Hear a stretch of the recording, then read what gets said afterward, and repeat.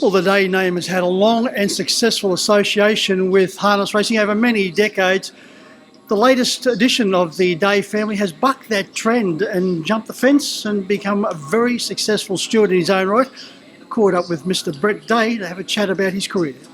Well, Brett, great to catch up with you to have a chat about your career, which has been very successful, but you did start out your harness racing career as a trainer driver.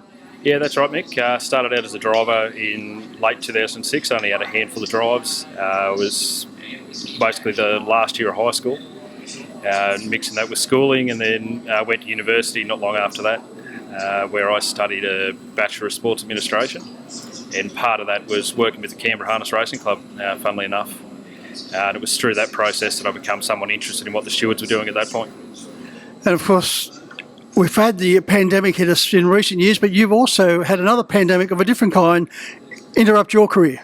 Yeah, when I first kicked off driving, we had the equine influenza pandemic hit here in New South Wales, which was quite devastating. Obviously brought the industry to a standstill there for a period. So naturally that dried up driving opportunities, and it was at that point I become more interested in the administrative side of the sport. And an opportunity came along shortly after to join Harness Racing Queensland as a cadet steward. And your dad, Dennis, is still involved in harness racing with a small team these days? Yeah, he has about 8 in work at a time. He's still the president of the Goulburn Club. But yeah, as long as I've been alive anyway, he's been involved in the industry.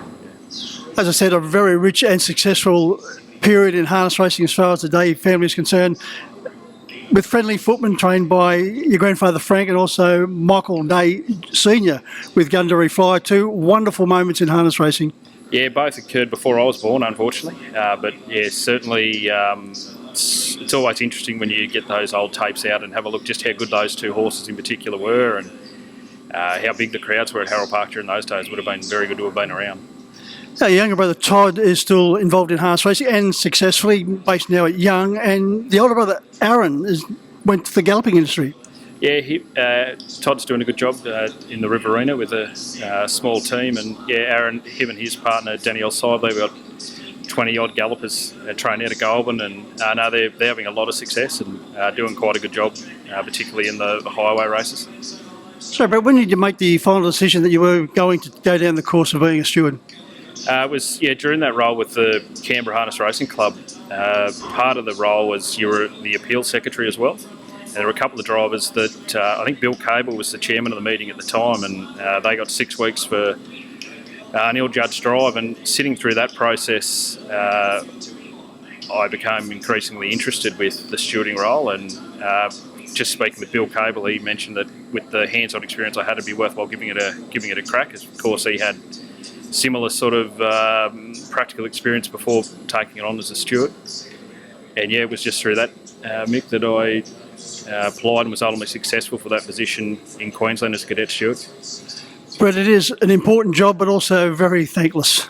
Yeah, it certainly can. You don't please too many. But I think the biggest thing for a steward in order to be successful is you've got to have that cooperative relationship with the industry. I think it's extremely important. You've got to try and work hand in hand where you can. Of course, you're not going to agree all the time, but it's much easier to be doing that than being at heads with one another. But yeah, it's just all about being fair, but hard when you need to. Was it a tough decision, Brett, knowing that you still have relationships such as Neil and Amy Day still competing, being there to judge on them? Yeah, obviously, naturally, if there's a conflict of interest, you've got to step aside when those type of matters come along. But I think what's helped me is I've been able to go away and do my own thing in other states and be able to learn my trade away from any type of influence. And I think that's very important. I'm now experienced enough to be able to do what I need to do. Outstanding stage of your career to get the full-time job as Chairman of Stewards at Harness Racing Victoria. Yeah, I'm extremely fortunate for the opportunities they gave me I was fortunate enough to be able to chair an Inter-Dominion Series in 2018 and just to be in charge, particularly for those carnivals, your Hunter Cup carnivals and even the Country Cup circuit, your Mildura. I love getting around to the country tracks and extremely fortunate for the opportunities I was afforded at HRV. As you made a comment that very different style of racing Victoria compared to New South Wales. Yeah, mainly Menangle. It's certainly the standout. Completely different, obviously, with the 1400 metre track. Certainly your smaller tracks, I don't think there's a huge difference, but definitely your metropolitan racing, completely different style. With the young family, decided to return back to New South Wales to be closer to family?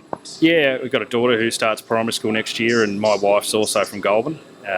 So it was just too good an opportunity to return back to be closer to family, and if we didn't make the move now, we probably never would. So yeah, it was now or never.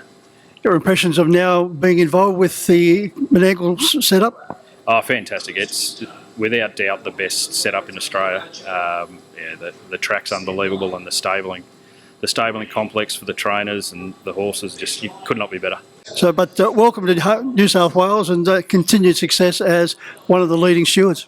Good on you. Thanks, Mick.